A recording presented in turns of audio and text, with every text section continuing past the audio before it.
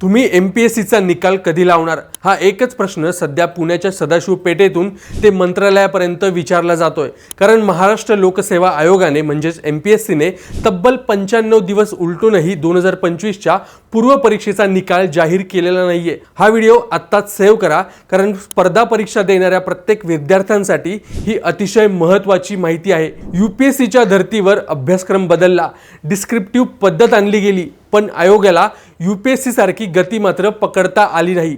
9 नोव्हेंबरला परीक्षा झाली आणि आज 3 महिने उलटले तरी निकालाचा पत्ता नाही। धक्कादायक बाब म्हणजे 29 मार्चला मुख्य परीक्षा नियोजित आहे, म्हणजेच विद्यार्थ्यांच्या हातात आता जेमतेम 40 दिवस उरले आहेत। 40 दिवसात एवढा अवाढव्य अभ्यासक्रम पूर्ण करायचा की रायटिंग प्रॅक्टिस करायची, असा मोठा पेच विद्यार्थ्यांसमोर आहे।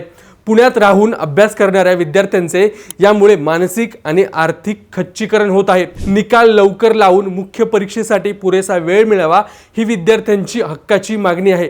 तुम्हाला काय वाटतं? MPSCनी मुख्य परीक्षेची तारीख पुढे ढकलायला हवी का? तुमचं मत खाली कमेंट्समध्ये नक्की सांगा आणि अशाच महत्त्वाच्या अपडेटसाठी थोडक्यातला नक्की फॉलो करा। बातमी म्हणजे थोडक्यात।